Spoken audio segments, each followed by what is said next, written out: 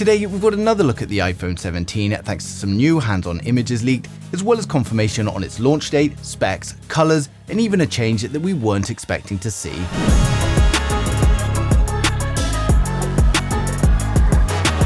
So first up, we've had an update from Mark Gurman, and he advises that the official launch is going to be held on the week starting September 8th, and it's most likely going to be Tuesday the 9th, and of course we're going to have all of the new iPhones launched there, as well as the watches and the AirPods Pro 3. Now something that's already launched though is today's video sponsor, the in-ear Pocket Rocket P50, the incredibly small but incredibly powerful power bank.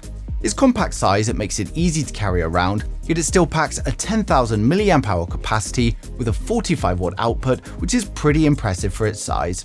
It supports Power Delivery 3 and Quick Charge 3, making it a perfect fit for your smartphones, including Samsung's Fast Charging 2.0. The lanyard is also a USB-C cable capable of 60 watt charging, and it's tested to 13.5 kg pull strength, and the P50 can charge at up to 45 watts from the USB-C 1 or 2 output, or 18 watts from the USB-A. Now the power bank is made up of 2 cells, and it features their Tiny Cell 2 technology along with all of the required safety features, including their Tiny Cell Pro technology with a built-in thermal management system. Now with a choice of 5 different colors and a 3-year warranty, the Pocket Rocket P50 won't let you run out of battery again, so click the link down in the description below and grab yours today. Now back to the iPhone 17, we have an update that the dynamic island is going to be redesigned, and while there's no detail on what the redesign actually is, it's presumed that it's going to be reduced in size and maybe some changes to the animation, as well as some more uses for it, but it's important to note that this leak comes from Majin Buu over on X, and he gives a lot of iPhone leaks, but not all of them turn out to be true. Now we've also got some leaked cases for the iPhone 17 Pro, and they show that the Apple logo on the back of the iPhone is actually going to be moving position, and it's going to be a bit lower than usual, and it's reported that the Apple logo has actually been moved due to the larger camera bump on the Pro models, and so that the MagSafe rings don't cover up the Apple logo, but as we see more and more case leaks coming in, we'll be able to confirm this shortly. Now next up, we've got an update on the iPhone 17 memory increases, and as we know, the iPhone 17 Pro and the iPhone 17 Ultra are finally going to be getting a bump in RAM up to 12 GB, but multiple sources are now in agreement that the iPhone 17 Air will also be getting 12 GB of RAM, meaning the standard iPhone 17 is going to be the only one with 8 GB. Now next up, we've got the colors leaked for the whole lineup of the iPhone 17 series with some interesting new options. For the iPhone 17 and the iPhone 17 Air, we've had leaks of a new purple and a new green color, which means it's going to be coming in these color options here, although it's unknown at the moment if both of them are going to make final production. For the iPhone 17 Pro models, we're getting a new sky blue color, and they're also switching back to an aluminium frame, and this means we're going to be getting these color options here. Next up, we've had plenty of blogs posting hands-on images of the iPhone 17 Pro, or what they claim to be hands-on. But these are the images posted, and to be honest, you can see clear as day that this is a dummy model and not the real thing. It was again posted by Majin Buu over on X, and he didn't even claim that they were live images, but many blogs have reported it that way. It does, however, give you a good look at what you can expect from the iPhone 17 Pro in the hand though, and of course I've also created these 3D renders here to give you guys a good look in video form at what we can expect. For those of you excited though, we're now going to run through the full specs, design, and the expected pricing of the iPhone 17 series to help you guys decide which one is going to be right for you. So hit subscribe now and we'll get right into it. So first up, we've got the standard iPhone 17. With the standard iPhone 17, we get a 6.1-inch Super Retina OLED display, which for the first time ever is going to be a 120Hz LTPO display.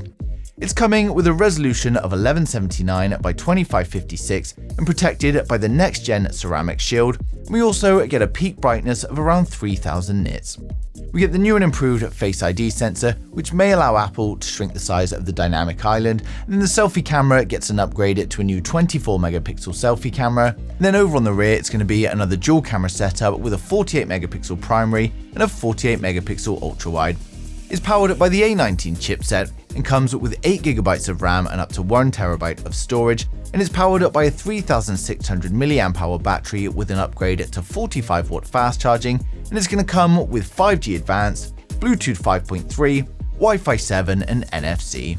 It will of course ship with iOS 26, and it's expected to launch from around $850 in mid-September 2025. Next up, we have the iPhone 17 Air, and this is going to be replacing the Plus model. With the iPhone 17 Air, we get a 6.6-inch Super Retina OLED display. It's coming with a resolution of 1290 by 2796 with a peak brightness of 3000 nits and a 120Hz refresh rate, and it's going to be protected by the next-gen ceramic shield. And the phone is an impressive 5.5mm thick, making it Apple's thinnest iPhone yet. It comes with a 24-megapixel selfie camera on the front inside the dynamic island, and then over on the rear it's just a single 48-megapixel camera. It's powered up by the A19 chipset, and it comes with 12GB of RAM and up to 512GB storage. It's going to be powered up by a 2800 mAh battery with upgraded fast charging, and it's again going to come with 5G Advanced, Bluetooth 5.3, Wi-Fi 7 and NFC. Now it will of course ship with iOS 26, and it's expected to launch from around $950 in mid-September. Now next up we've got the iPhone 17 Pro, and this comes with a 6.3-inch 120Hz LTPO OLED display. It's coming with a resolution of 1206 by 2622. It's protected by the next-gen ceramic shield, and it's coming with a peak brightness of around 3000 nits. Despite early rumors of an under-display Face ID sensor and no dynamic island, it seems that this isn't going to be the case, and it's going to be the same dynamic island as last year. Now the selfie camera is upgraded to a 24-megapixel selfie camera, then over on the rear we've got a 48-megapixel primary camera, a 48-megapixel ultra-wide, a 48-megapixel periscope, and of course a LiDAR scanner. It's powered up by the A19 Pro chipset, and it comes with 12GB of RAM and up to 1TB storage. It's powered by a 3600 mAh battery with an upgraded 50W fast charge, and it also comes with advanced 5G, Bluetooth 5.3, Wi-Fi 7 and NFC. It will of course ship with iOS 26, and is expected to launch from around $1050, and again is coming in mid-September. Now finally, we save the best till last, the iPhone 17 Ultra. With the iPhone 17 Ultra, we get a 6.9-inch 120Hz LTPO OLED display. It's got a resolution of 1320 by 2868. It's protected by the next-gen ceramic shield, and it also comes with a peak brightness of around 3000 nits.